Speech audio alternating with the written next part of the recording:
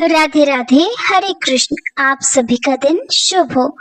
आज दिनांक है 7 अप्रैल, दिन मंगलवार, और आज है वैशाख मास के कृष्ण पक्ष की पंचमी तिथि, जो कि आज शाम 4:34 तक रहेगी। इसके बाद में षष्ठी तिथि प्रारंभ होगी और ब्रह्म मुहूर्त सुबह 4:40 से 5:28 तक रहेगा। सूर्योदय होगा सुबह 6:17 पर, सूर्यास्त होगा शाम 6:40 पर। राहु काल दोपहर 3 बजे से 4:30 तक रहेगा और आज व्यतिपात योग शाम 4:16 तक रहेगा। वहीं अनुराधा और ज्येष्ठा नक्षत्र भी आज रहने वाले हैं। आज आप सुनेंगे वैशाख मास महात्म्य की और भागवत की आज की कथाएं। उससे पहले आज हम आपको नाम जप की एक अद्भुत महिमा की कथा सुनाएंगे, तो सभी कथाओं को पूरा जरूर सुनिएगा और कथाएं सुनकर वीडियो को लाइक करना मत भूल जाया करें। आप वीडियो को लाइक भी कर दिया करें अगर आपको ये कथाएं अच्छी लगती हैं। एक बार की बात है, एक राजा और महामंत्री ने रास्ते में किसी ब्राह्मण को भिक्षा मांगते देखा। तो राजा ने महामंत्री से पूछा, ये क्या है? महामंत्री ने तुरंत कहा, महाराज भूला हुआ है। राजा ने कहा, तो इस ब्राह्मण को रास्ते पर लाओ। महामंत्री ने कहा, आ जाएगा महाराज, लेकिन समय लगेगा, कृपया 3 माह की अवधि दे दीजिए। तब राजा ने स्वीकृति दे दी। शाम को महामंत्री उसी ब्राह्मण के घर गया और ब्राह्मण से विद्वान होकर भी भिक्षा मांगने का कारण पूछा। ब्राह्मण देव के बताने पर महामंत्री ने कहा कि हे ब्राह्मण देवता, कल से प्रातः आप 4 बजे जाग जाइएगा और हर दिन 2 घंटे हरे कृष्ण कृष्ण कृष्ण हरे हरे, हरे राम राम राम हरे हरे नाम जप करिएगा। शाम को 1 स्वर्ण मुद्रा रोज आपके घर पर पहुंचा दी जाएगी। ब्राह्मण देवता को पहले तो ये बात सुनकर बड़ा आश्चर्य हुआ, लेकिन फिर वे मन ही मन सोचने लगे कि इतना सा ही काम है तो भला ऐसा करने में क्या हर्ज है, बैठे बिठाए स्वर्ण मुद्रा मिल जाया करेगी। उन्होंने नाम जप करना स्वीकार कर लिया। पिछले जन्म के कुल के संस्कार शुभ थे, तो 4 बजे उठने और नाम जप करने में ब्राह्मण देवता को कोई परेशानी नहीं हुई। अब रोज वे नाम जप किया करते थे 2 घंटे और शाम को 1 स्वर्ण मुद्रा उन्हें मिल जाया करती थी। इस तरह धीरे धीरे वह ब्राह्मण देवता धनवान हो गए। लगातार अभ्यास करते करते रामकृष्ण नाम के दिव्य संस्कारों ने उनके दबे हुए सुसंस्कारों को उभारा। फिर एक दिन ब्राह्मण देवता सोचने लगे कि अगर महामंत्री के लिए नाम जपने मुझे धनवान बना दिया, तो फिर स्वयं के लिए जपने से तो लोक और परलोक दोनों ही धनाढ्य हो जाएंगे, मेरे तो लोक और परलोक दोनों ही सुधर जाएंगे। ऐसा सोचकर अब वह रोज 2 घंटे अपने लिए नाम जप करने लगे। भगवान के नाम की ऐसी कृपा हुई कि ब्राह्मण की सभी कामनाएं समाप्त हो गई। और एक दिन ब्राह्मण ने खुद महामंत्री से कहा कि अब आप कृपया सोने की मुद्रा मत भेजा करें, मैं केवल अपने लिए ही अब नाम जप करूंगा। भगवान के नाम का स्मरण, जाप और उपासना ने मेरे अंदर विवेक और वैराग्य को जागृत कर दिया है और इसीलिए मुझे अब भगवान की भक्ति की लगन लग गई है। एक दिन ब्राह्मण देवता ने अपनी पत्नी से कहा कि भगवान की कृपा से हमारी तो गरीबी दूर हो गई, अब सब कुछ ठीक है, किसी बात का कोई अभाव नहीं है। अगर अब तुम अनुमति दो तो मैं एकांत में रहकर नाम जप साधना करना चाहता हूँ। ब्राह्मण देवता की पत्नी भी बहुत धार्मिक थी, साध्वी थी, इसलिए उन्होंने बिना ना नुकुर किए स्वीकृति दे दी। अब तो ब्राह्मण देवता लगातार भगवान के स्मरण में लीन रहने लगे। साधना फलने फूलने लगी तो लोग दर्शन करने के लिए पधारने लगे। धीरे धीरे ये बात राजा तक पहुंची, तो राजा भी एक दिन महामंत्री के साथ उन महात्मा के दर्शन करने पधारे। वापस लौटते समय राजा ने कहा कि महात्मन, मैं भारत का राजा हूँ और आपसे प्रार्थना कर रहा हूँ कि अगर आपको कभी भी किसी भी चीज की आवश्यकता पड़े तो आप निसंकोच संदेशा भिजवाइएगा, तुरंत ही आपको वह चीज मिल जाएगी।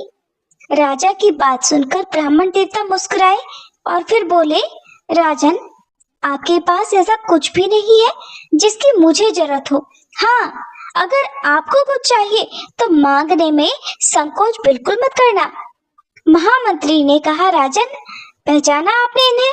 ये वही ब्राह्मण है जो 3 महीने पहले भिक्षा मांग रहे थे। भगवान के नाम के जप ने एक भिखारी को सच्चा दाता बना दिया है। ये सुनकर राजा बड़े हैरान हुए। तो यह है नाम जप का प्रभाव, जो कि भिखारी से सच्चा दाता तक बना सकता है। नाम जप करने का अगर ऐसा प्रभाव है तो अभी भी देर नहीं हुई है। आप भी अपने जीवन में किसी को गुरु बनाइए और नाम जप करना प्रारंभ कर दीजिए, क्योंकि भगवान के नाम जप में जो सच्चा सुख है वो सुख अन्य किसी भी भौतिक वस्तु में नहीं। अब सुनिए श्री कृष्ण कवच पाठ हिंदी में। देवर्षि नारद जी ने भगवान नारायण से पूछा, भगवान, अब मेरी ये सुनने की इच्छा है कि भगवान शंकर ने दयावश परशुराम को कौन सा मंत्र और कौन सा स्तोत्र और कवच दिया था। उस मंत्र के आराध्य देवता कौन है, कवच धारण करने का क्या फल है तथा स्तोत्र पाठ से किस फल की प्राप्ति होती है, वह सब कुछ आप कृपा करके बतलाइए। तब नारायण भगवान बोले, नारद, उस मंत्र के आराध्य देव गोलोकनाथ गोप गोपीश्वर सर्वसमर्थ परिपूर्णतम स्वयं भगवान श्री कृष्ण हैं। शंकर जी ने रत्न पर्वत के निकट स्वयं प्रभा नदी के तट पर पारिजात वन के मध्य स्थित आश्रम में लोकों के देवता माधव के समक्ष परशुराम को त्रैलोक्य विजय नामक परम अद्भुत कवच विभूति योग से संभूत महान पुण्यमय स्वतराज नाम वाला स्तोत्र और संपूर्ण कामनाओं का फल प्रदान करने वाला मंत्र कल्पतरु नामक मंत्र प्रदान किया था। महादेव जी ने कहा, भृगुवंशी महाभागवत्स, तुम प्रेम के कारण मुझे पुत्र से भी अधिक प्रिय हो, अतः आओ कवच ग्रहण करो। हे राम, जो ब्रह्मांड में परम अद्भुत तथा विजयप्रद है, श्री कृष्ण के उस त्रैलोक्य विजय नामक कवच का मैं वर्णन करता हूँ, सुनो। पूर्व काल में श्री कृष्ण ने गोलोक में स्थित वृंदावन नामक वन में राधिकाश्रम में रास मंडल के मध्य ये कवच मुझे दिया था। ये अत्यंत गोपनीय तत्व संपूर्ण मंत्र समुदाय का विग्रह स्वरूप पुण्य से भी बढ़कर पुण्यतर परमोत्कृष्ट है, और इसे स्नेहवश मैं तुम्हें बता रहा हूँ, जिसे पढ़कर और धारण करके मूल प्रकृति भगवती आद्य शक्ति ने शुंभ निशुंभ महिषासुर और रक्त बीज का वध किया था, जिसे धारण करके मैं लोगों का संहारक और संपूर्ण तत्वों का जानकार हुआ हूँ, तथा पूर्व काल में जो दुरंत और अवध्य थे उन त्रिपुरों को खेल ही खेल में दग्ध कर सका हूँ, जिसे पढ़कर और धारण करके ब्रह्मा ने इस उत्तम सृष्टि की रचना की है, जिसे धारण करके भगवान शेष सारे विश्व को धारण करते हैं, जिसे धारण करके कूर्मराज शेष को लीला पूर्वक धारण किए रहते हैं, जिसे धारण करके स्वयं सर्वव्यापक भगवान वायु विश्व के आधार हैं, जिसे धारण करके वरुण सिद्ध और कुबेर धन के स्वामी हुए हैं, जिसे पढ़कर एवं धारण करके स्वयं इंद्र देवताओं के राजा बने हैं, जिसे धारण करके तेजो राशि स्वयं सूर्य भुवन में प्रकाशित होते हैं, जिसे पढ़कर एवं धारण करके चंद्रमा महान बल और पराक्रम से संपन्न हुए हैं, जिसे पढ़कर एवं धारण करके महर्षि अगस्त्य सातों समुद्रों को पी गए और उनके तेज से वातापी नामक दैत्य को पचा गए, जिसे पढ़कर एवं धारण करके पृथ्वी देवी सबको धारण करने में समर्थ हुई हैं, जिसे पढ़कर एवं धारण करके गंगा स्वयं पवित्र होकर भुवनों को पावन करने वाली बनी है,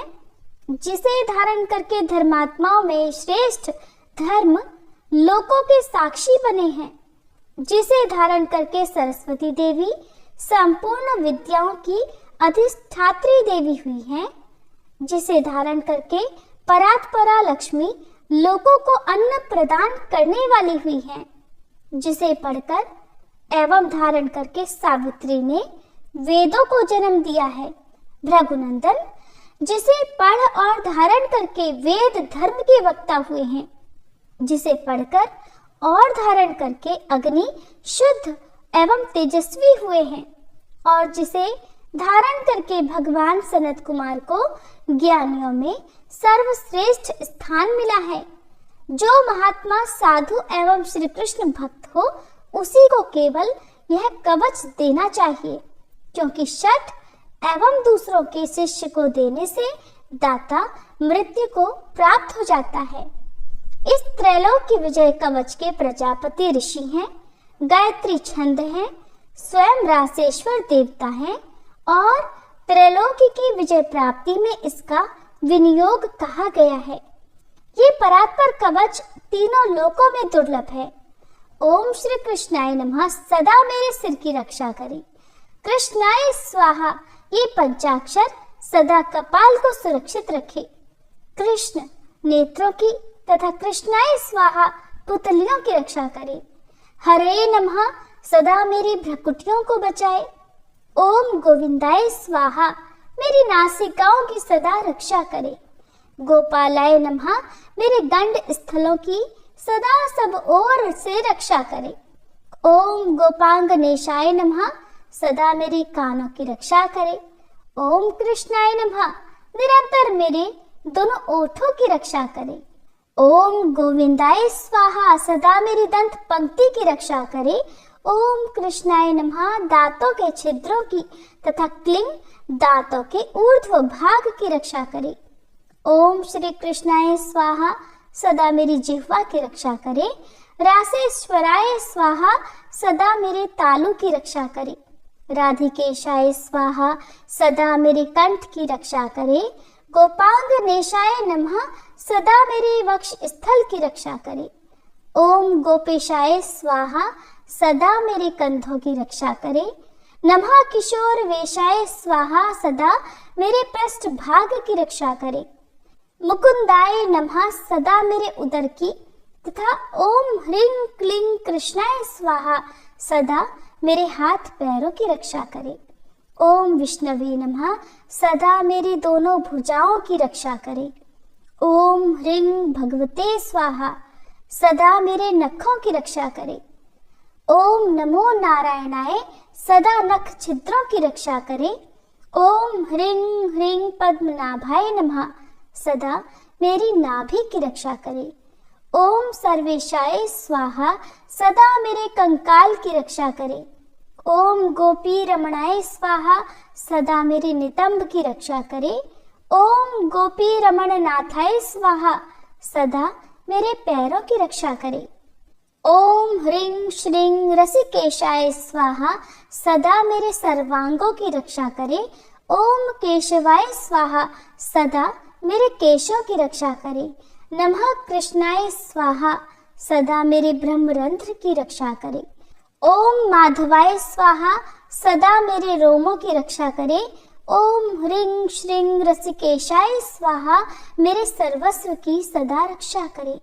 परिपूर्णतम श्री कृष्ण पूर्व दिशा में सर्वदा मेरी रक्षा करे। स्वयं गोलोकनाथ अग्निकोण में मेरी रक्षा करे। पूर्ण ब्रह्म स्वरूप दक्षिण दिशा में सदा मेरी रक्षा करे। श्री कृष्ण नैऋत्य कोण में मेरी रक्षा करे। श्री हरि पश्चिम दिशा में मेरी रक्षा करे। गोविंद वायव्य कोण में नित्य निरंतर मेरी रक्षा करे। रसिक शिरोमणि उत्तर दिशा में सदा मेरी रक्षा करे।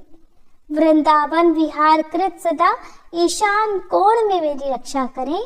वृंदावनी के प्राणनाथ ऊर्ध्व भाग में मेरी रक्षा करे। महाबली बलिहारी माधव सदैव मेरी रक्षा करे। नृसिंह जल स्थल तथा अंतरिक्ष में सदा मुझे सुरक्षित रखें। माधव सोते समय तथा जागृत काल में सदा मेरा पालन करे तथा जो सबके अंतरात्मा निर्लेप और सर्वव्यापक हैं, वे भगवान सब ओर से मेरी रक्षा करें।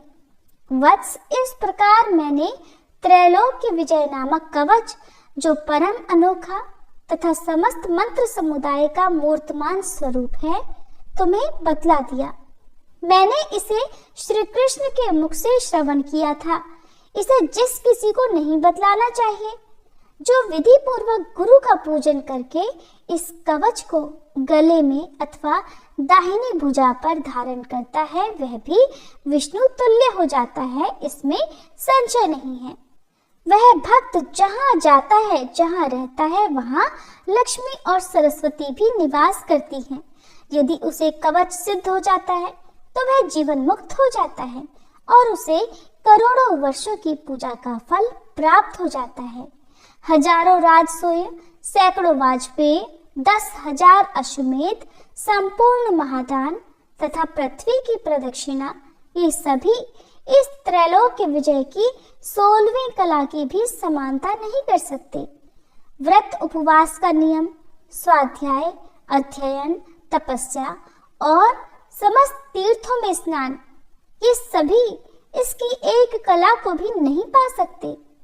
यदि मनुष्य इस कवच को सिद्ध कर ले तो निश्चय ही उसे सिद्धि, अमरता और श्री हरि की दास्ता आदि सब कुछ मिल जाता है। जो इसका 10 लाख जप करता है उसे यह कवच सिद्ध हो जाता है, और जो सिद्ध कवच होता है वह निश्चय ही सर्वज्ञ हो जाता है। परंतु जो इस कवच को जाने बिना श्री कृष्ण का भजन करता है, उसकी बुद्धि अत्यंत मंद है। उसे करोड़ों कल्पों तक जप करने पर भी मंत्र सिद्धिदायक नहीं होता। वत्स, इस कवच को धारण करके तुम आनंद पूर्वक निशंक होकर अनायास ही 21 बार पृथ्वी को क्षत्रियों से शून्य कर डालो। पुत्र, प्राण संकट के समय राज्य दिया जा सकता है, सिर कटाया जा सकता है और प्राणों का परित्याग भी किया जा सकता है, परंतु ऐसे कवच का दान कभी नहीं करना चाहिए। इति श्री कृष्ण कवचम पाठ संपूर्णम। अब सुनिए वैशाख मास महात्म्य की आज की कथा। श्रुतदेव कहते हैं, परमात्मा भगवान नारायण 4 भुजाओं से सुशोभित थे। उन्होंने हाथों में शंख, चक्र, गदा और पद्म धारण कर रखे थे। वे पीतांबर धारण करके वनमाला से विभूषित थे। भगवती लक्ष्मी तथा एक पार्षद के साथ गरुड़ की पीठ पर विराजित थे। उनका दुस्सह तेज देखकर राजा के नेत्र सहसा मुद गए। उनके सब अंगों में रोमांच हो आया और नेत्रों से आंसू की धारा बहने लगी। भगवान के दर्शन के आनंद में उनका हृदय सर्वथा डूब गया। उन्होंने तुरंत आगे बढ़कर भगवान को साष्टांग प्रणाम किया। फिर प्रेम विवल नेत्रों से विश्वात्म देव जगदीश्वर श्री हरि को बहुत देर तक निहार कर उनके चरण धोए और उस जल को अपने मस्तक पर धारण किया। उन्हीं चरणों की धोवन रूपा श्री गंगा जी ब्रह्मा जी सहित तीनों लोकों को पवित्र करती हैं।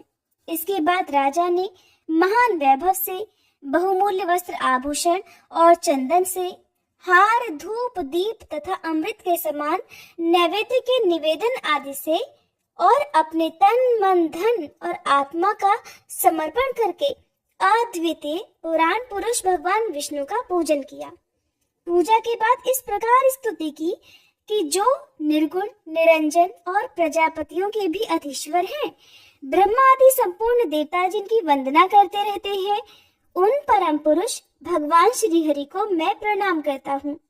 शरणागतों की पाप राशि का नाश करने वाले आपके चरणार बिंदों को परिपक्व योग वाले योगियों ने जो अपने हृदय में धारण किया है, ये उनके लिए बड़े सौभाग्य की बात है। बढ़ी हुई भक्ति के द्वारा अपने अंतःकरण तथा जीव भाव को भी आपके चरणों में ही चढ़ाकर वे योगी जन उन चरणों के चिंतन मात्र से आपके धाम को प्राप्त हुए हैं।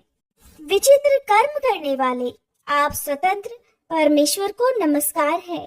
साधु पुरुषों पर अनुग्रह करने वाले आप परमात्मा को प्रणाम है। प्रभु, आपकी माया से मोहित होकर मैं स्त्री और धन रूपी विषयों में ही भटकता रहा हूँ। अनर्थ में ही मेरी अर्थ दृष्टि हो गई थी। प्रभु, हे विश्वमूर्ते, जब जीव पर आप अनंत शक्ति परमेश्वर की कृपा होती है, तभी उसे महापुरुषों का संग प्राप्त हो जाता है। जिससे ये संसार समुद्र गोपद के समान हो जाता है। हे ईश्वर, जब सत्संग मिलता है तभी आप में मन तथा बुद्धि का अनुराग होता है। मेरा सारा राज्य जो मुझसे छीन गया था वो भी आपका मुझ पर महान अनुग्रह ही हुआ था, ऐसा मैं मानता हूँ। मैं ना तो राज्य चाहता हूँ प्रभु, न पुत्र आदि की इच्छा रखता हूँ, न कोष की ही इच्छा रखता हूँ, अपितु मुनियों के द्वारा ध्यान करने योग्य जो आपके आराधनीय चरणारविंद हैं, उन्हीं का नित्य सेवन करना चाहता हूँ। हे देवेश्वर, हे जगन निवास, मुझ पर प्रसन्न होइए, जिससे आपके चरण कमलों की स्मृति बराबर बनी रहे तथा स्त्री पुत्र खजाना और आत्मी कहे जाने वाले सब पदार्थों में जो मेरी आसक्ति है वो सदा के लिए दूर हो जाए। भगवान, मेरा मन सदा आपके चरणार बिंदों के चिंतन में लगा रहे, मेरी वाणी आपकी दिव्य कथा के निरंतर वर्णन में तत्पर हो, मेरे ये दोनों नेत्र आपके श्री विग्रह के दर्शन में, कान कथा श्रवण में तथा मेरी जिह्वा आपके भोग लगाए हुए प्रसाद के आस्वादन में तत्पर हो। प्रभु, मेरी नासिका आपके चरण कमलों की तथा आपके भक्त जनों के गंध विलेपन आदि की सुगंध लेने में, दोनों हाथ आपके मंदिर में झाड़ू आदि लगाने की सेवा में, दोनों पैर आपके तीर्थ और कथा स्थान की यात्रा करने में तथा मस्तक निरंतर आपको प्रणाम करने में संलग्न रहे। मेरी कामना आपकी उत्तम कथा में और बुद्धि आपका चिंतन करने में तत्पर हो। मेरे घर पर पधारे हुए मुनियों द्वारा आपकी उत्तम कथा का वर्णन तथा आपकी महिमा का गान होता रहे और इसी में मेरे सारे दिन बीते। हे विष्णु, एक क्षण तथा आधे पल के लिए भी ऐसा प्रसंग कभी न आए जो आपकी चर्चा से रहित हो। मैं परमेष्ठी ब्रह्मा का पद, भूतल का चक्रवर्ती राज्य और मोक्ष भी नहीं चाहता, केवल आपके चरणों की निरंतर सेवा चाहता हूँ, जिसके लिए श्री लक्ष्मी जी तथा ब्रह्मा शंकर आदि देवता भी सदा प्रार्थना किया करते हैं। राजा की इस प्रकार स्तुति करने पर कमल नयन भगवान विष्णु ने प्रसन्न होकर मेघ के समान गंभीर वाणी में इस प्रकार कहा, राजन, मैं जानता हूँ तुम मेरे श्रेष्ठ भक्त हो, कामना रहित और निष्पाप हो। हे राजन, मुझ में तुम्हारी दृढ़ भक्ति हो और अंत में तुम मेरा सायुज्य प्राप्त करो। तुम्हारे द्वारा किए गए इस स्तोत्र से इस पृथ्वी पर जो लोग भी मेरी स्तुति करेंगे, उनके ऊपर संतुष्ट होकर मैं उन्हें भोग और मोक्ष प्रदान करूंगा।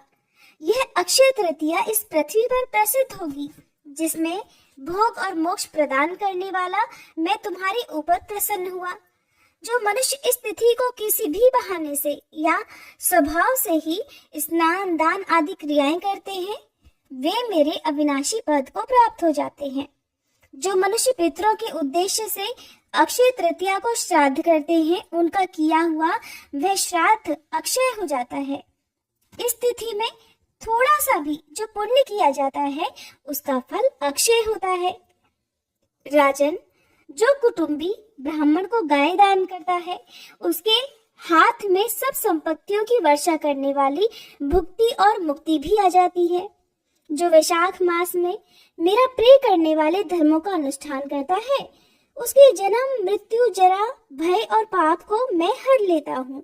अनघ, यह वैशाख मास मेरे चरण चिंतन की ही तरह ऐसे सहस्त्रों पापों को हर लेता है, जिनके लिए शास्त्रों में कोई प्रायश्चित ही नहीं है। राजा को ये वरदान देकर देवाधिदेव भगवान जनार्दन सबके देखते ही देखते वही अंतर ध्यान हो गए।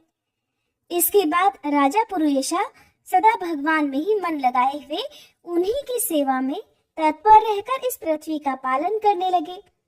देव दुर्लभ समस्त मनोरथों का उपभोग करके अंत में उन्होंने चक्रधारी भगवान विष्णु का सायुज्य प्राप्त कर लिया। जो इस उत्तम उपाख्यान को सुनते और सुनाते हैं, वे सभी पापों से मुक्त होकर भगवान विष्णु के परम पद को प्राप्त हो जाते हैं। श्रुतदेव जी कहते हैं, राजन, पंपा के तट पर कोई शंख नाम से प्रसिद्ध परम यशस्वी ब्राह्मण थे, जो बृहस्पति के सिंह राशि में स्थित होने पर कल्याणमयी गोदावरी नदी में स्नान करने के लिए गए। मार्ग में परम पवित्र भीम रथी को पार करने के बाद दुर्गम जलशून्य और भयंकर निर्जन वन में धूप से विकल हो गए थे। वैशाख का महीना था और दोपहर का समय था। वे किसी वृक्ष के नीचे जा बैठे। इसी समय कोई दुराचारी शिकारी हाथ में धनुष धारण किए वहां आया।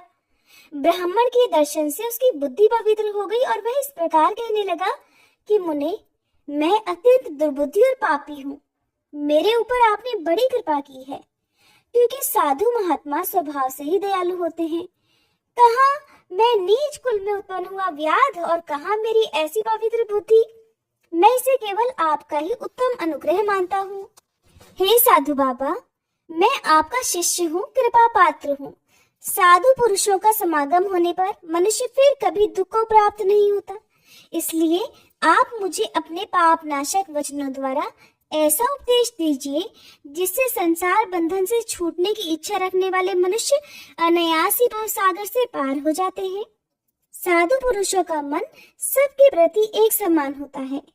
वे सभी प्राणियों के प्रति दयालु होते हैं। उनकी दृष्टि में ना कोई ऊंच है ना नीच है, ना अपना है ना पराया।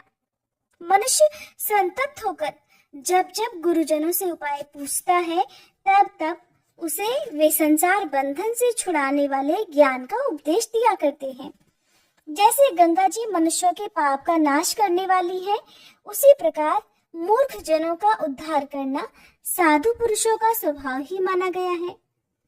व्याध के ये वचन सुनकर शंख ने कहा, व्याध, अगर तुम कल्याण चाहते हो तो वैशाख मास में भगवान विष्णु को प्रसन्न और संसार समुद्र से पार करने वाले जो दिव्य धर्म बताए गए हैं उनका पालन करो।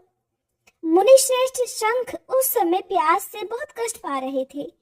दोपहर के समय उन्होंने सुंदर सरोवर में स्नान किया और युगल वस्त्र धारण करके मध्याह्न काल की उपासना पूरी की।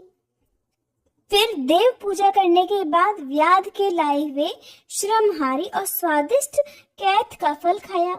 जब वे खा पीकर सुखपूर्वक विराजमान हुए, उस समय व्याध ने हाथ जोड़कर कहा कि मुने, किस कर्म से मेरा तपोमय व्याध कुल में जन्म हुआ और किससे ऐसी सद्बुद्धि तथा महात्मा की संगति प्राप्त हो गई। प्रभु, अगर आप ठीक समझें तो मैंने जो कुछ भी पूछा है वो तथा अन्य जानने योग्य बातें भी मुझे बताइए। व्याध के ऐसा पूछने पर शंख बोले, हे व्याध, पूर्व जन्म में तुम वेदों के पारंगत विद्वान ब्राह्मण थे। शाकल्य नगर में तुम्हारा जन्म हुआ था। तुम्हारा गोत्र श्रीवत्स और नाम स्तंभ था। उस समय तुम बड़े तेजस्वी समझे जाते थे, किंतु आगे चलकर किसी वेश्या में तुम्हारी आसक्ति हो गई। उसके संग दोष से तुमने नित्य कर्मों को त्याग दिया और शूद्र की तरह घर आकर रहने लगे। यद्यपि तुम सदाचार शून्य, दुष्ट तथा धर्म कर्मों के त्यागी थे, तो भी उस समय तुम्हारी ब्राह्मण पत्नी कांतिमती ने वेश्या सहित तुम्हारी सेवा की। वह सदा तुम्हारा प्रिय करने में लगी रहती थी। वह तुम दोनों के पैर धोती, दोनों की आज्ञा का पालन करती और दोनों से नीचे आसन पर सोया करती थी। इस प्रकार वेश्या सहित पति की सेवा करती हुई उस दुखिनी ब्राह्मणी का इस धरती पर बहुत सारा समय बीत गया।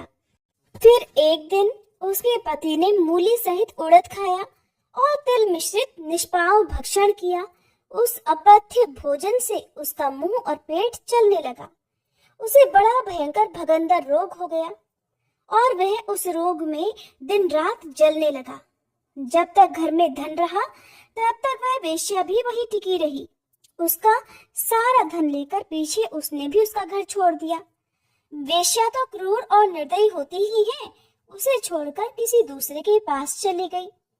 तब वह ब्राह्मण रोग से व्याकुल होकर रोता हुआ अपनी पत्नी से बोला, देवी, मैं वेश्या के प्रति आसक्त और अत्यंत निष्ठुर प्राणी हूँ, मेरी रक्षा करो। सुंदरी, तुम परम पवित्र हो, मैंने तुम्हारा कुछ भी उपकार नहीं किया। कल्याणी, जो पापी और निंदित मनुष्य अपनी विनीत पत्नी का आदर नहीं करता, वह 15 जन्मों तक नपुंसक होता है। महाभागे, दिन रात साधु पुरुष उसकी निंदा किया करते हैं। तुम साध्वी और पतिव्रता हो, मैं तुम्हारा अनादर करके पाप योनि में गिरूंगा। तुम्हारा अनादर करने से जो तुम्हारे मन में क्रोध हुआ होगा उससे मैं दग्ध हो चुका हूँ। अपने पति की ऐसी बात सुनकर वह पतिव्रता हाथ जोड़कर बोली, प्राणनाथ, आप मेरे प्रति किए हुए व्यवहार को लेकर दुख मत मानिए, लज्जा का भी अनुभव मत कीजिए। मेरा आपके ऊपर बिल्कुल भी क्रोध नहीं है जिससे आप अपने आप को दग्ध हुआ बतलाते हैं। पूर्व जन्म में किए हुए पाप ही इस जन्म में दुख रूप होकर आते हैं। जो उन दुखों को धैर्य पूर्वक सहन करती है वही स्त्री साध्वी मानी जाती है और वही पुरुष श्रेष्ठ समझा जाता है। वह उत्तम वर्ण वाली स्त्री अपने पिता और भाइयों से धन मांगकर लाई और उसी से अपने पति का पालन करने लगी। उसने अपने पति को साक्षात क्षीर सागर निवासी विष्णु ही माना। वह दिन रात पति के मलमूत्र साफ करती और उसके शरीर में पड़े हुए कष्टदायक कीड़ों को धीरे धीरे नाखून से खींच कर निकालती थी। ब्राह्मणी न रात में सोती थी न दिन में। अपने पति के दुख से संतप्त होकर वह दुखिनी सदा इस प्रकार प्रार्थना किया करती थी कि प्रसिद्ध देवता और पितर मेरे स्वामी की रक्षा करें, इन्हें रोगहीन और निष्पाप कर दें। मैं पति के आरोग्य के लिए चंडिका देवी को भैंस कदही और उत्तम अन्न चढ़ाऊंगी। भगवान गणेश की प्रसन्नता के लिए मोदक बनवाऊंगी। 10 शनिवारों को उपवास करूंगी और मीठा तथा घी नहीं खाऊंगी। बस मेरे पति रोगहीन होकर 100 वर्ष तक जिए। इस प्रकार वह स्त्री हर दिन देवताओं से प्रार्थना किया करती थी। उन्हीं दिनों कोई देवल नामक महात्मा वहां आए। वैशाख मास में धूप से पीड़ित होकर सायंकाल के समय उस ब्राह्मण के घर में उन्होंने पदार्पण किया। ब्राह्मणी ने महात्मा के चरण धोकर उस जल को मस्तक पर चढ़ाया और धूप से कष्ट पाए हुए महात्मा को पीने के लिए मीठा शरबत दिया। प्रातःकाल सूर्योदय होने पर मुनि जैसे आए थे वैसे ही चले गए। थोड़े ही समय में इसके बाद ब्राह्मण को सन्निपात हो गया। ब्राह्मणी सौंठ, मिर्च और पीपल लेकर जब उसके मुंह में डालने लगी तब उसने अपनी पत्नी की अंगुली काट ली। उसके दोनों दांत सहसा सट गए और ब्राह्मणी की अंगुली का वह कोमल टुकड़ा उसके मुंह में ही रह गया। अंगुली काटकर उस वेश्या का ही चिंतन करता हुआ वह ब्राह्मण अंत में मर गया। तब उसकी पत्नी कांतिमती ने कंगन बेचकर बहुत सारा ईंधन खरीदा और चिता बनाकर वह साध्वी पति के साथ उसमें जा बैठी। उसने पति के रोगे शरीर का गाढ़ आलिंगन करके उसके साथ अपने आप को भी चिता में जला दिया। शरीर त्याग कर वह सहसा भगवान विष्णु के धाम में चली गई। उसने वैशाख मास में जो देवल मुनि को शरबत पिलाया था और उनके चरणों तक को सिर पर लगाया था, इससे उसको योगी गम्य परम पद की प्राप्ति हुई। तुमने अंतकाल में वेश्या का चिंतन करते हुए शरीर त्याग दिया था, इसलिए इस घोर व्याध के शरीर में आए हो और हिंसा में आसक्त होकर सबको परेशान करते हो।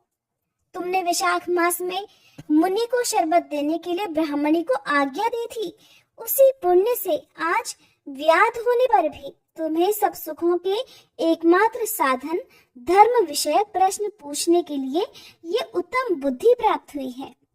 तुमने जो सब पापों को हरने वाले मुनि के चरणों तक को अपने सिर पर धारण किया था, उसी का ये फल है कि वन में तुम्हें मेरा संग मिला है। इसके बाद ब्राह्मण शंख ने उस व्याध को वैशाख मास महात्म्य की एक कथा सुनाई। उस कथा को सुनकर एक सर्प का उद्धार हुआ।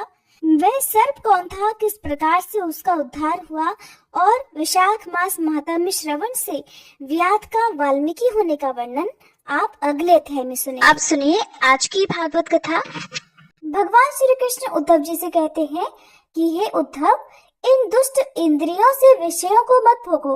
आत्म विषयक अज्ञान से प्रतीत होने वाला सांसारिक भेदभाव ब्रह्म मूलक ही है, ऐसा समझो। असाधु पुरुष गर्दन पकड़कर बाहर निकाल दे, वाणी द्वारा अपमान करे, उपहास करे, निंदा करे, मारे, पीटे, बांधे, आजीविका छीन ले, ऊपर थूक दे या तरह तरह से विचलित करे, निष्ठा से डिगाने का प्रयास करे, उनके किसी भी उपद्रव से क्षुब्ध नहीं होना चाहिए, क्योंकि वे तो बेचारे अज्ञानी हैं, उन्हें परमार्थ का तो पता ही नहीं है। इसलिए जो अपने कल्याण का इच्छुक है उसे सभी कठिनाइयों से अपनी विवेक बुद्धि द्वारा ही, किसी बाह्य साधन से नहीं, अपने को बचा लेना चाहिए। उद्धव जी ने कहा, भगवान, आप समस्त वक्ताओं के शिरोमणि हैं। मैं इस दुर्जनों से किए गए तिरस्कार को अपने मन में अत्यंत असह्य समझता हूँ। इसलिए जैसे मैं इसको समझ सकूं, आपका उपदेश जीवन में धारण कर सकूं, वैसे हमें बताइए। विश्वात्मन, जो आपके भागवत धर्म के आचरण में प्रेम पूर्वक संलग्न है, जिन्होंने आपके चरण कमलों का ही आश्रय ले रखा है, उन शांत पुरुषों के अलावा बड़े बड़े विद्वानों के लिए भी दुष्टों के द्वारा किया हुआ तिरस्कार सह लेना तो बड़ा कठिन है, क्योंकि प्रकृति अत्यंत बलवती है। श्री सुखदेव जी कहते हैं, परीक्षित, वास्तव में भगवान की लीला कथा ही सुनने योग्य है। वे ही प्रेम और मुक्ति के दाता हैं। जब उनके परम प्रेमी भक्त उद्धव जी ने इस प्रकार प्रार्थना की, तब यदुवंश विभूषण भगवान ने उनके प्रश्न की प्रशंसा करके उनसे इस प्रकार कहा, देवगुरु बृहस्पति के शिष्य उद्धव जी, इस संसार में प्रायः ऐसे संत पुरुष नहीं मिलते जो दुर्जनों के कटु वचनों से बिंधे हुए अपने हृदय को संभाल सके। मनुष्य का हृदय मर्म भेदी बाणों से बिंधने पर भी उतनी पीड़ा का अनुभव नहीं करता जितनी पीड़ा उसे दुष्ट जनों के दिल दुखाने वाली और कठोर वाणी पहुंचाती है। उद्धव जी, इस विषय में महात्मा लोग एक बड़ा पवित्र प्राचीन इतिहास कहा करते हैं।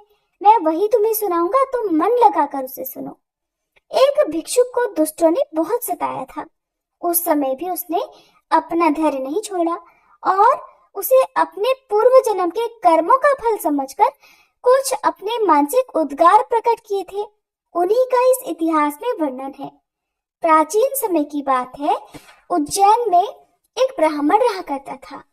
उसने खेती, व्यापार आदि करके बहुत सी धन संपत्ति इकट्ठा कर ली थी। वो बहुत ही कंजूस, कामी और लोभी था।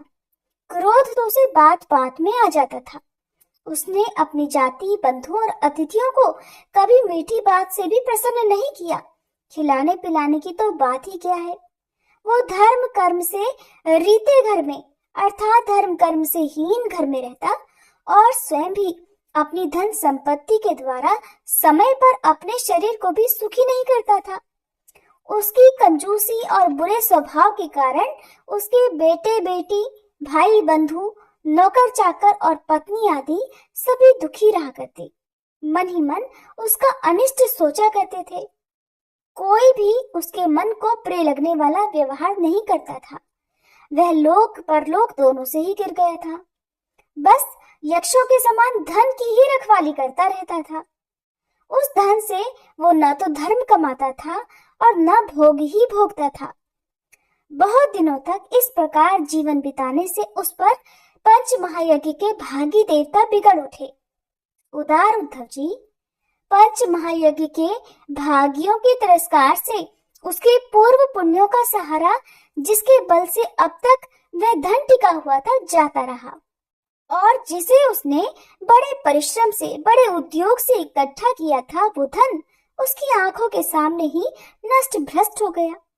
उस नीच ब्राह्मण का कुछ धन तो उसके परिवार जनों ने ही छीन लिया, कुछ चोर चुरा कर ले गए, कुछ आग लग जाने आदि दैव कोप से नष्ट हो गया, कुछ समय के फेर से मारा गया, कुछ साधारण मनुष्यों ने ले लिया और बचा कुचा कर और दंड के रूप में शासकों ने हड़प लिया। उद्धव जी, इस प्रकार उसकी सारी संपत्ति जाती रही। न तो उसने धर्म ही कमाया और न भोग ही भोगे। इधर उसके सगे संबंधियों ने भी उसकी ओर से मुंह मोड़ लिया। अब उसे बड़ी भयानक चिंता ने घेर लिया। धन के नाश से उसके हृदय में बड़ी जलन हुई। उसका मन खेद से भर गया। आंसुओं के कारण गला रुंध गया। किंतु इस तरह चिंता करते करते ही उसके मन में संसार के प्रति महान दुख बुद्धि और उत्कट वैराग्य का उदय हो गया। अब वह ब्राह्मण मन ही मन कहने लगा, हाय हाय, बड़े खेद की बात है, मैंने इतने दिनों तक अपने को व्यर्थ इस प्रकार सताया। जिस धन के लिए मैंने जी तोड़ परिश्रम किया, वो न तो धर्म कर्म में लगा और न मेरे सुख भोग के ही काम आया। प्रायः देखा जाता है कि कंजूस पुरुषों को धन से कभी सुख नहीं मिलता। इस लोक में तो वे धन कमाने और रक्षा की चिंता से ही चलते रहते हैं और मरने पर धर्म न करने के कारण नरक में जाते हैं। जैसे थोड़ा सा भी कोढ़ सर्वांग सुंदर स्वरूप को बिगाड़ देता है, वैसे ही थोड़ा सा भी लोभ यशस्वियों के शुद्ध यश और गुणियों के प्रशंसनीय गुणों पर पानी फेर देता है। धन कमाने में, कमा लेने पर उसको बढ़ाने, रखने और खर्च करने में तथा उसके नाश और उपभोग में जहां देखो वहीं निरंतर परिश्रम, भय, चिंता और भ्रम का ही सामना करना पड़ता है। चोरी, हिंसा, झूठ बोलना, दंभ, काम, क्रोध, गर्व, अहंकार, भेद बुद्धि, वैर, अविश्वास, स्पर्धा, जुआ और शराब, लंपटता, ये 15 अनर्थ मनुष्यों में धन के कारण ही माने जाते हैं। इसलिए कल्याणकामी पुरुष को चाहिए कि स्वार्थ और परमार्थ के विरोधी अर्थ नामधारी अनर्थ को दूर से ही छोड़ दे। भाई, बंधु, स्त्री, पुत्र, माता पिता, सगे संबंधी जो स्नेह बंधन से बंधकर बिल्कुल एक हुए रहते हैं, सब के सब कौड़ी के कारण इतने दूर हो जाते हैं कि तुरंत एक दूसरे के शत्रु बन जाते हैं। ये लोग थोड़े से धन के लिए भी क्षुब्ध और क्रुद्ध हो जाते हैं। बात ही बात में सौहार्द संबंध छोड़ देते हैं, लाग डांट रखने लगते हैं और एकाएक प्राण लेने देने पर भी उतारू हो जाते हैं। यहाँ तक कि एक दूसरे का सर्वनाश भी कर डालते हैं। देवताओं के भी प्रार्थनीय मनुष्य जन्म को और उसमें भी श्रेष्ठ ब्राह्मण शरीर प्राप्त करके जो उसका अनादर करते हैं और अपने सच्चे स्वार्थ परमार्थ का नाश करते हैं, वे अशुभ गति को प्राप्त होते हैं। ये मनुष्य शरीर मोक्ष और स्वर्ग का द्वार है। इसको पाकर भी ऐसा कौन बुद्धिमान मनुष्य है जो अनर्थों के धाम धन के चक्कर में फंसा रहे। जो मनुष्य देवता, ऋषि, पितर, प्राणी, जाति, भाई, कुटुंबी और उनके दूसरे भागीदारों को उनका भाग देकर संतुष्ट नहीं रखता और न स्वयं ही उसका उपभोग करता है, वह यक्ष के समान धन की रखवाली करने वाला कृपण तो अवश्य ही अधोगति को प्राप्त होता है। मैं अपने कर्तव्य से च्युत हो गया हूँ। मैंने प्रमाद में अपनी आयु, धन और बल पौरुष खो दिए। विवेकी लोग जिन साधनों से मोक्ष तक प्राप्त कर लेते हैं, उन्हीं को मैंने धन इकट्ठा करने की व्यर्थ चेष्टा में खो दिया। अब बुढ़ापे में मैं कौन सा साधन करूंगा? मुझे मालूम नहीं होता कि बड़े बड़े विद्वान भी धन की व्यर्थ तृष्णा से निरंतर क्यों दुखी होते रहते हैं। हो न हो, अवश्य ही ये संसार किसी की माया से अत्यंत मोहित हो रहा है। ये मनुष्य शरीर काल के विकराल गाल में पड़ा हुआ है। इसको धन से, धन देने वाले देवताओं और लोगों से, भोग वासनाओं और उनको पूर्ण करने वालों से तथा पुनः पुनः जन्म मृत्यु के चक्कर में डालने वाले सताम कर्मों से लाभ ही क्या है? इसमें संदेह नहीं कि सर्वदेव स्वरूप भगवान मुझ पर प्रसन्न है, तभी तो उन्होंने मुझे इस दशा में पहुंचाया है और मुझे जगत के प्रति ये दुख, बुद्धि और वैराग्य दिया है। वस्तुतः वैराग्य ही इस संसार सागर से पार होने के लिए नौका के समान है। मैं अब ऐसी अवस्था में पहुंच गया हूँ, यदि मेरी आयु शेष हो तो मैं आत्म लाभ में ही संतुष्ट रहकर अपने परमार्थ के संबंध में सावधान हो जाऊंगा और अब जो समय बच गया है उसमें अपने शरीर को तपस्या के द्वारा सुखा डालूंगा। तीनों लोकों के स्वामी देवगण मेरे इस संकल्प का अनुमोदन करें। अभी निराश होने की कोई बात नहीं है, क्योंकि राजा खटवांग ने तो 2 घड़ी में ही श्रीमद् भगवत धाम की प्राप्ति कर ली थी। भगवान श्री कृष्ण कहते हैं, उद्धव जी, उस उज्जैन निवासी ब्राह्मण ने मन ही मन इस प्रकार निश्चय करके मैं और मेरेपन की गांठ खोल दी। इसके बाद वह शांत होकर मौनी सन्यासी हो गया। अब उसके चित्त में किसी भी स्थान, वस्तु या व्यक्ति के प्रति आसक्ति नहीं रही। उसने अपने मन, इंद्रिय और प्राणों को वश में कर लिया। वह पृथ्वी पर स्वच्छंद रूप से विचरने लगा। वो भिक्षा के लिए नगर और गांवों में जाता जरूर था, परंतु इस प्रकार जाता था कि कोई उसे पहचान नहीं सकता था। उद्धव जी, वह भिक्षुक अवधूत बहुत बूढ़ा हो गया था। दुष्ट उसे देखते ही टूट पड़ते और तरह तरह से उसका तिरस्कार करके उसे तंग किया करते। कोई उसका दंड छीन लेता, कोई भिक्षा पात्र ही झटक कर ले जाता, कोई कमंडल उठा ले जाता, तो कोई आसन, रुद्राक्ष माला और कंथा ही लेकर भाग जाता। कोई तो उसकी लंगोटी और वस्त्र को ही इधर उधर डाल दिया करते।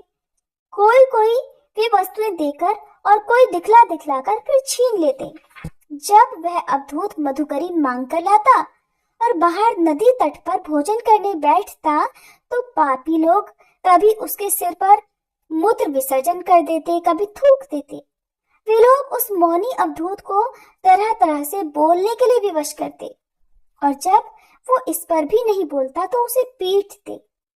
कोई उसे चोर कहकर डांटने डपटने लगता, कोई कहता इसे बांध लो, और फिर उसे रस्सी से बांधने लगते।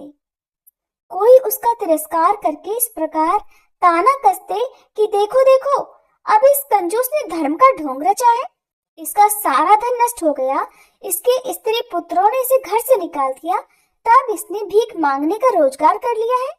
ओहो, देखो तो सही, ये मोटा तगड़ा भिखारी धैर्य में बड़े भारी पर्वत के समान है। ये मौन रहकर अपना काम बनाना चाहता है। सचमुच ये तो बगुले से भी बढ़कर ढोंगी और दृढ़ निश्चयी है। कोई उस अवधूत की हंसी उड़ाता, तो कोई उस पर अधोवायु छोड़ता। जैसे लोग तोता, मैना आदि पालतू पक्षियों को बांध लेते या पिंजड़े में बंद कर लेते हैं, वैसे ही उसे भी वे लोग बांध देते और घरों में बंद कर देते। किंतु वो सब कुछ चुपचाप सह लेता।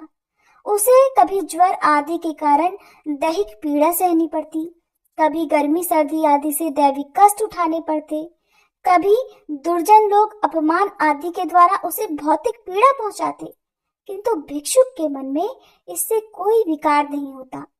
वो समझता था कि सब मेरे पूर्व जन्म के कर्मों का फल है और इसे मुझे अवश्य भोगना पड़ेगा।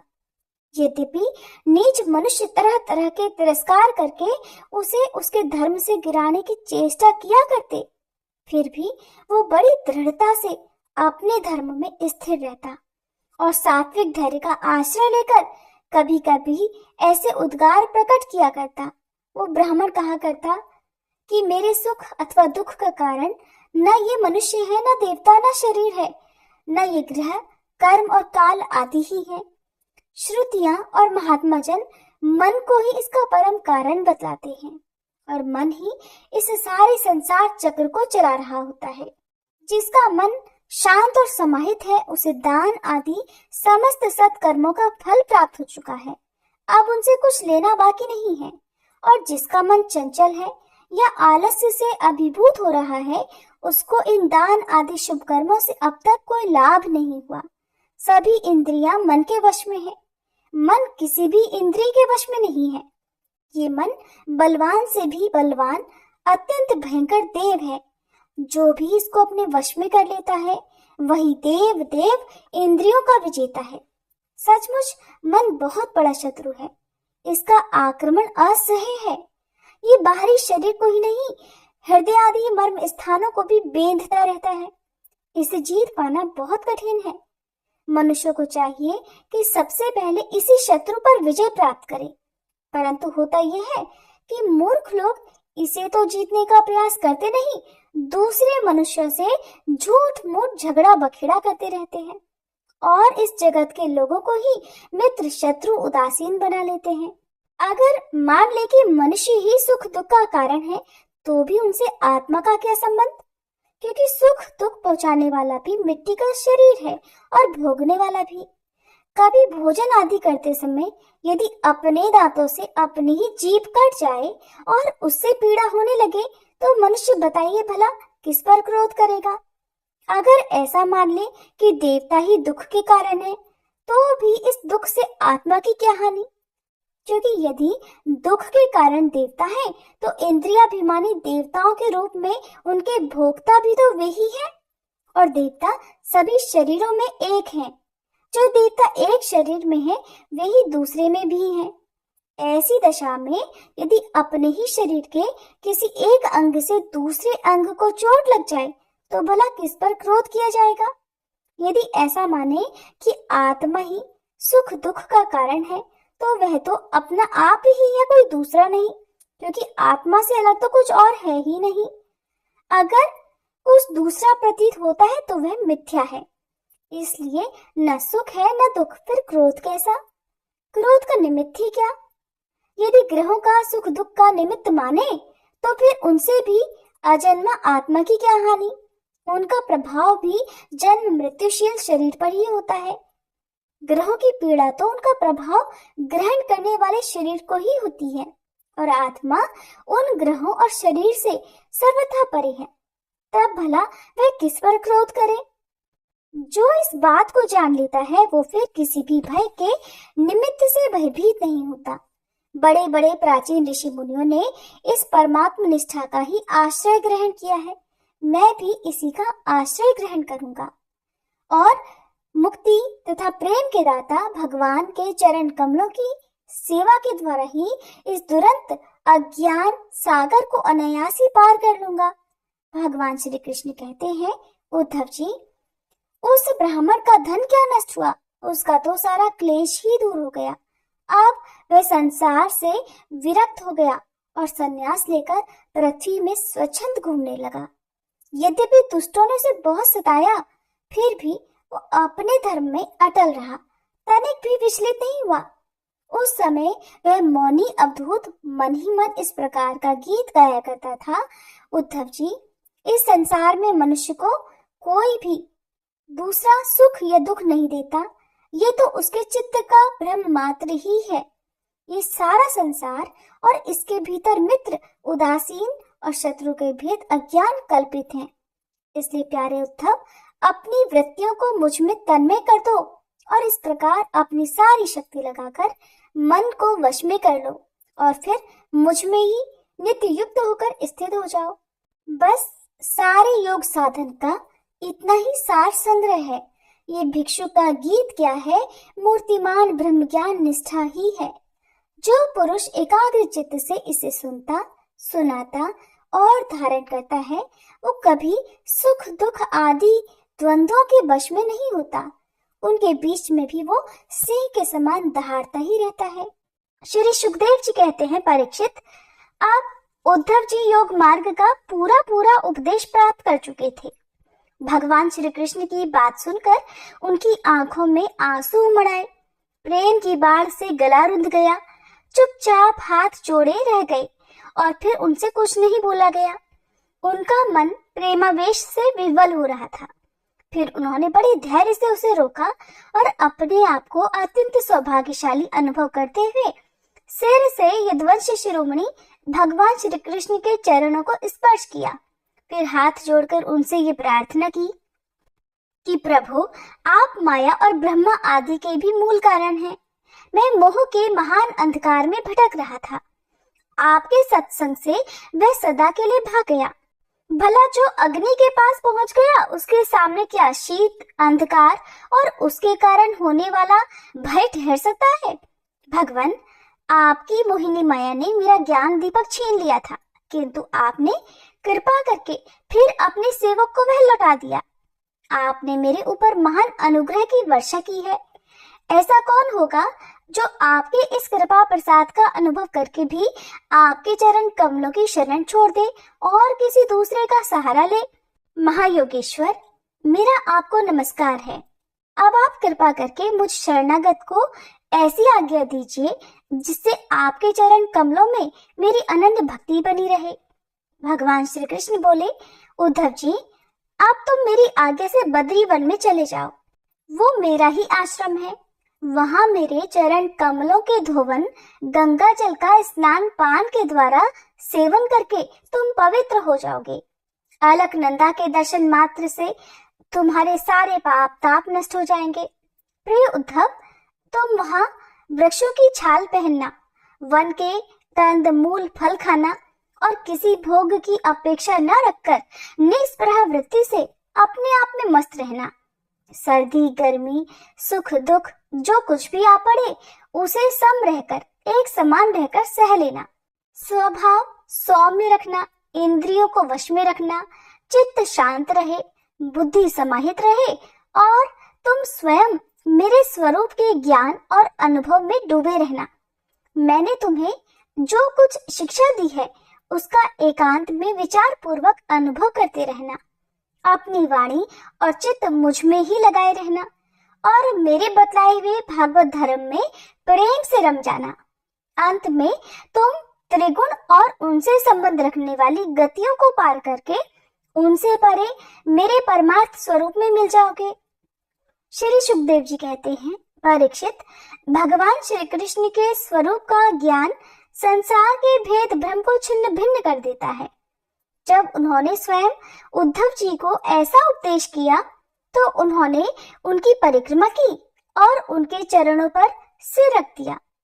इसमें संदेह नहीं कि उद्धव जी संयोग वियोग से होने वाले सुख दुख के जोड़ से परे थे, क्योंकि वे भगवान के निर्द्वंद चरणों की शरण ले चुके थे। फिर भी वहां से चलते समय उनका मन प्रेमावेश से भर गया। उन्होंने अपने नेत्रों की झरती हुई अश्रुधारा से भगवान के चरण कमलों को भिगो दिया। परीक्षित, भगवान के प्रति प्रेम करके फिर उसका त्याग करना संभव नहीं है। उन्हीं के वियोग की कल्पना से उद्धव जी कातर हो गए, उनका त्याग करने में समर्थ ही नहीं हुए। बार बार विह्वल होकर मूर्छित होने लगे। कुछ समय के बाद उन्होंने भगवान श्री कृष्ण के चरणों की पादुकाएं अपने सिर पर रख ली और बार बार भगवान के चरणों में प्रणाम करके वहां से प्रस्थान किया।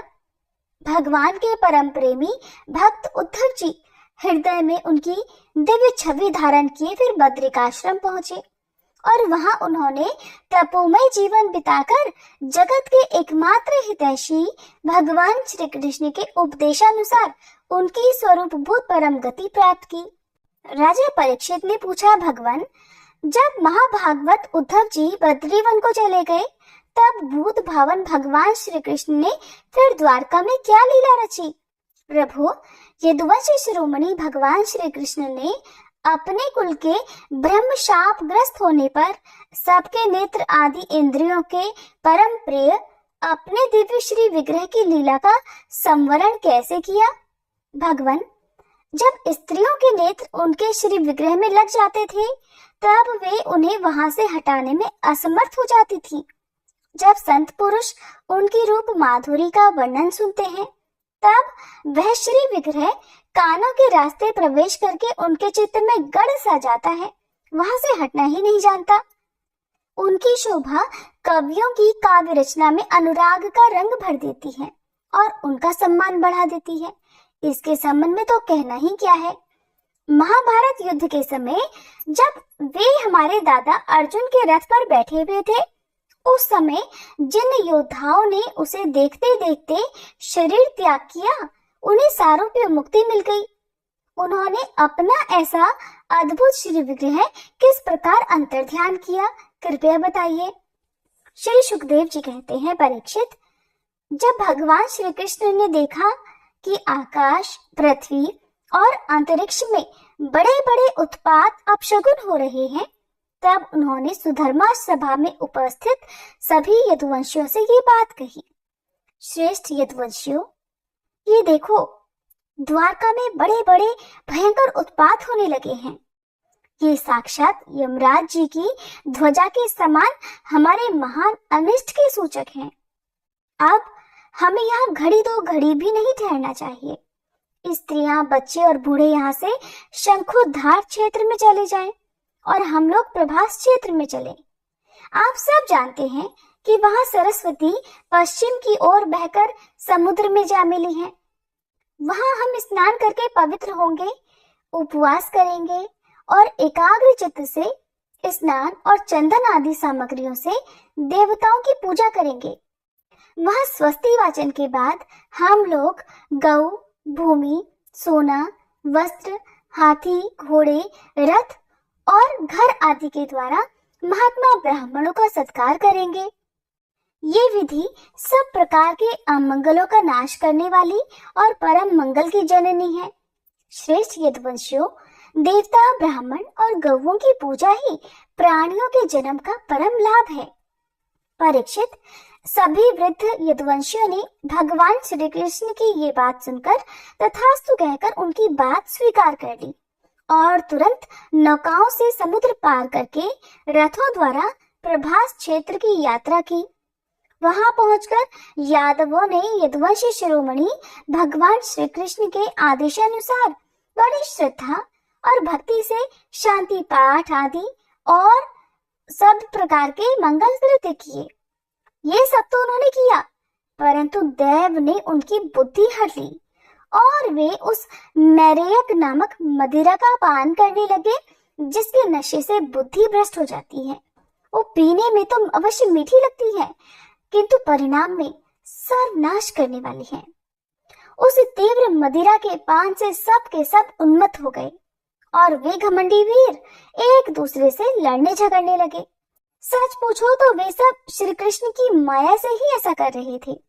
उस समय वे क्रोध से भरकर एक दूसरे पर आक्रमण करने लगे और धनुष बाण तलवार भाले गदा तोमर और इष्टि आदि अस्त्र शस्त्रों से वहां समुद्र तट पर ही एक दूसरे से भिड़ गए। मतवाले यदुवंशी रथों हाथियों घोड़ों गधों ऊंटों खच्चरों बैलों भैंसों और मनुष्यों पर भी सवार होकर एक दूसरे को बाणों से घायल करने लगे, मानो जंगली हाथी एक दूसरे पर दांतों से चोट कर रहे हों। सबकी सवारियों पर ध्वजाएं फहरा रही थी। पैदल सैनिक भी आपस में उलझ रहे थे। प्रद्युम्न सांब से, अक्रूर भोज से, अनिरुद्ध सात्यकी से, सुभद्र संग्रामजीत से, भगवान श्री कृष्ण के भाई गद उसी नाम के उनके पुत्र से और सुमित्र सुरथ से युद्ध करने लगे। ये सभी बड़े भयंकर योद्धा थे और क्रोध में भरकर एक दूसरे का नाश करने पर तुल गए थे। इनके अलावा निषठ उल्मुख सहस्त्रजित शतजित और भानु आदि यादव भी एक दूसरे से भिड़ गए। भगवान श्री कृष्ण की माया ने इन्हें अत्यंत मोहित तो कर ही रखा था, इधर मदिरा के नशे ने भी इन्हें अंधा बना दिया था। दाशार वृषणी अंधक भोज सात्वत मधु अर्बुद माथुर शूरसेन विसर्जन कुकुर और कुंती आदि वंशों के लोग सौहार्द और प्रेम को भुलाकर आपस में मारकाट मचाने लगे। मूर्खतावश पुत्र पिता का, भाई भाई का, भांजा मामा का, नाती नाना का, मित्र मित्र का, सुहृद सुहृद का, चाचा भतीजे का और एक गोत्र वाले आपस में एक दूसरे का खून करने लगे। अंत में जब उनके सब बाण समाप्त हो गए, धनुष टूट गए और सभी शस्त्र भी नष्ट भ्रष्ट हो गए, तब उन्होंने अपने हाथों से ही समुद्र तट पर लगी हुई एरका नाम की घास उखाड़नी शुरू करी। ये वही घास थी जो ऋषियों के शाप के कारण उत्पन्न हुए लोह में मूसल के चूरे से पैदा हुई थी। हे राजन, उनके हाथों में आते ही वो घास वज्र के समान कठोर मुद्गरों के रूप में बदल गई। अब वे रोष में भरकर उसी घास के द्वारा अपने विपक्षियों पर प्रहार करने लगे। भगवान श्री कृष्ण ने उन्हें मना किया तो उन्होंने उनको और बलराम जी को भी अपना शत्रु समझ लिया। उन आतताइयों की बुद्धि ऐसी मूढ़ हो रही थी कि वे उन्हें मारने के लिए उनकी ओर ही दौड़ पड़े। कुरुनंदन, अब भगवान श्री कृष्ण और बलराम जी भी क्रोध में भरकर युद्ध भूमि में इधर उधर विचरने और मुट्ठी की मुट्ठी एर का घास उखाड़ उखाड़ कर उन्हें मारने लगे। एर का घास की मुट्ठी ही मुदगर के समान चोट करती थी। जैसे बांसों की रगड़ से उत्पन्न होकर दावानल बांसों को ही भस्म कर देता है, वैसे ही ब्रह्म शाप से ग्रस्त और भगवान श्री कृष्ण की माया से मोहित यदुवंशियों के स्पर्धा मूलक क्रोध ने उनका ही ध्वंस कर दिया। जब भगवान श्री कृष्ण ने देखा कि समस्त यदुवंशियों का संहार हो चुका, तब उन्होंने ये सोचकर संतोष की सांस ली कि पृथ्वी का बचा खुचा भार भी उतर गया। परीक्षित, बलराम जी ने समुद्र तट पर बैठकर एकाग्र चित्त से परमात्म चिंतन करते हुए अपने को आत्म स्वरूप में ही स्थिर कर लिया और मनुष्य शरीर छोड़ दिया। जब भगवान श्री कृष्ण ने देखा कि मेरे बड़े भाई बलराम जी परम पद में लीन हो गए, तब वे एक पीपल पेड़ के तले जाकर चुपचाप धरती पर ही बैठ गए। भगवान श्री कृष्ण ने उस समय अपनी अंग कांति से दैदीप्यमान चतुर्भुज रूप धारण कर रखा था और धूम से रहित अग्नि के समान दिशाओं को अंधकार रहित प्रकाशमान बना रहे थे। वर्षाकालीन मेघ के समान सांवले शरीर से तपे हुए सोने के समान ज्योति निकल रही थी। वक्ष स्थल पर श्रीवत्स का चिन्ह शोभायमान था। वे रेशमी पीतांबर की धोती और वैसा ही दुपट्टा धारण किए हुए थे। बड़ा ही मंगलमय रूप था। मुख कमल पर सुंदर मुस्कान और कपोलों पर नीली नीली अलकें बड़ी ही सुहावनी लगती थी। कमल के समान सुंदर सुंदर और सुकुमार नेत्र थे। कानों में मछली की आकृति के कुंडल झिलमिला रहे थे। कमर में करधनी, कंधे पर यज्ञोपवीत, माथे पर मुकुट, कलाइयों में कंगन, बाहों में बाजूबंद, वक्ष स्थल पर हार, चरणों में नुपुर, अंगुलियों में अंगूठियां और गले में कौस्तुभमणि शोभायमान हो रही थी। घुटनों तक वनमाला लटकी हुई थी। शंख, चक्र, गदा आदि आयुध मूर्तिमान होकर प्रभु की सेवा कर रहे थे। उस समय भगवान अपनी दाहिनी जांघ पर बायां चरण रखकर बैठे हुए थे। लाल लाल तलवा रक्त कमल के समान चमक रहा था। परीक्षित, जरा नाम का एक बहेलिया था। उसने मूसल के बचे हुए टुकड़े से अपने बाण की गांसी बना ली थी।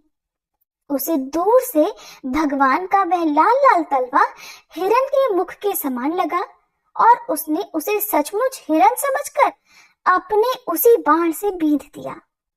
जब वो पास आया तब उसने देखा कि अरे, ये तो चतुर्भुज पुरुष है।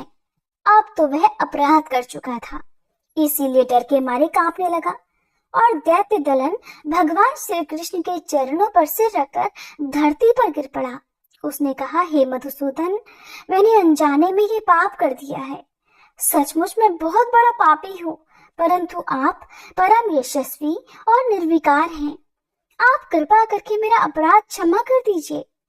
सर्वव्यापक सर्वशक्तिमान प्रभु, महात्मा लोग कहा करते हैं कि आपके स्मरण मात्र से मनुष्यों का अज्ञान अंधकार नष्ट हो जाता है। बड़े दुख की बात है कि मैंने स्वयं आपका ही अनिष्ट कर दिया। वैकुंठनाथ, मैं निरपराध हिरणों को मारने वाला महापापी हूँ। आप मुझे अभी अभी मार डालिए, क्योंकि मर जाने पर मैं फिर कभी आप जैसे महापुरुषों का ऐसा अपराध नहीं करूंगा। भगवान, संपूर्ण विद्याओं के पारदर्शी ब्रह्मा जी और उनके पुत्र रुद्र आदि भी आपकी योग माया का विलास नहीं समझ पाते, क्योंकि उनकी दृष्टि भी आपकी माया से ढकी हुई है। ऐसी अवस्था में हमारे जैसे पाप योनि लोग उसके विषय में भला कह ही क्या सकते हैं। भगवान श्री कृष्ण कहने लगे, हे जरे, तू डर मत, उठ उठ, ये तो तूने मेरे मन का काम कर दिया। जा, मेरी आज्ञा से तू उस स्वर्ग में निवास कर जिसकी प्राप्ति बड़े बड़े पुण्यवानों को होती है। श्री सुखदेव जी कहते हैं, परीक्षित, भगवान श्री कृष्ण तो अपनी इच्छा से शरीर धारण करते हैं। जब उन्होंने जराव्याध को ये आदेश दिया तब उसने उनकी 3 बार परिक्रमा की, नमस्कार किया और विमान पर सवार होकर वह स्वर्ग लोक को चला गया। भगवान श्री कृष्ण का सारथी दारुक इधर उनके स्थान का पता लगाता हुआ उनके द्वारा धारण की हुई तुलसी की गंध से युक्त वायु सूंघकर और उससे उनके आसपास ही होने के स्थान का अनुमान लगाकर सामने की ओर गया। दारुक ने वहां जाकर देखा कि भगवान श्री कृष्ण एक पीपल के पेड़ के नीचे आसन लगाए बैठे हैं। असह्य तेज वाले आयुध मूर्तिमान होकर उनकी सेवा में संलग्न है। उन्हें देखकर दारुक के हृदय में प्रेम की बाढ़ आ गई। आंखों से आंसुओं की धारा बहने लगी। वो रथ से कूदकर भगवान के चरणों में गिर पड़ा। उसने भगवान से प्रार्थना की कि प्रभु, रात्रि के समय चंद्रमा के अस्त हो जाने पर राह चलने वाले की जैसी दशा हो जाती है, आपके चरण कमलों का दर्शन न पाकर मेरी भी वैसे ही दशा हो गई है। मेरी दृष्टि नष्ट हो गई है, चारों ओर अंधेरा छा गया है। प्रभु, अब न तो मुझे दिशाओं का ज्ञान है और न मेरे हृदय में शांति ही है। परीक्षित, अभी दारुक इस प्रकार कह ही रहा था कि उसके सामने ही भगवान का गरुड़ ध्वज, रथ, पताका और घोड़ों के साथ आकाश में उड़ गया। उसके पीछे पीछे ही भगवान के सभी दिव्य आयुध भी चले गए। ये सब देखकर दारुक के आश्चर्य की सीमा नहीं रही। तब भगवान ने उससे कहा, दारुक, अब तुम द्वारका चले जाओ और वहां यदुवंशियों के पारस्परिक संहार, भैया बलराम जी की परम गति और मेरे स्वधाम गमन की बात कह देना। उनसे कहना कि अब तुम लोगों को अपने परिवार वालों के साथ द्वारका में नहीं रहना चाहिए। मेरे न रहने पर समुद्र उस नगरी को डुबो देगा। सब लोग अपनी अपनी धन संपत्ति, कुटुंब और मेरे माता पिता को लेकर अर्जुन के संरक्षण में इंद्रप्रस्थ चले जाएं। दारुक, तुम मेरे द्वारा उपदिष्ट भागवत धर्म का आश्रय लो और ज्ञाननिष्ठ होकर सबकी उपेक्षा कर दो और इस दृश्य को मेरी माया की रचना समझकर शांत हो जाओ। भगवान का ये आदेश पाकर दारुक ने उनकी परिक्रमा की और उनके चरण कमल अपने सिर पर रखकर बारंबार प्रणाम किया और फिर उसके बाद वो उदास मन से द्वारका के लिए चल पड़ा। और प्रिय भक्तजनों, इसके बाद जो कुछ भी हुआ वो आप सभी कल भागवत कथा के अंतिम अध्याय में जरूर सुनिएगा। अब सुनिए तुलसी माता की आरती। तुलसी महारानी नमो नमो, हरि की पटरानी नमो नमो, धन तुलसी पूरण तप कीनो, धन तुलसी पूरण तप कीनो, शालिग्राम बनी पटरानी नमो नमो, तुलसी महारानी नमो नमो, जाके पत्र मजरी कोमल, जाके पत्र मजरी कोमल, श्रीपति कमल चरण लपटानी नमो नमो, तुलसी महारानी नमो नमो, धूप दीप नैवेद्य आरती, धूप दीप नैवेद्य आरती, पुष्पन की वर्षा वर्षानी नमो नमो, तुलसी महारानी नमो नमो, 56 भोग 3600 व्यंजन, 56 भोग 3600 व्यंजन, बिन तुलसी हरि एक न मानी नमो नमो, बिन तुलसी हरि एक न मानी नमो नमो, तुलसी महारानी नमो नमो, सभी सखी मैया तेरो यश गावे, सभी सखी मैया तेरो यश गावे, भक्ति दान दीजे महारानी नमो नमो, तुलसी महारानी नमो नमो, हरि की पटरानी नमो नमो, तुलसी महारानी नमो नमो, तुलसी मैया की जय।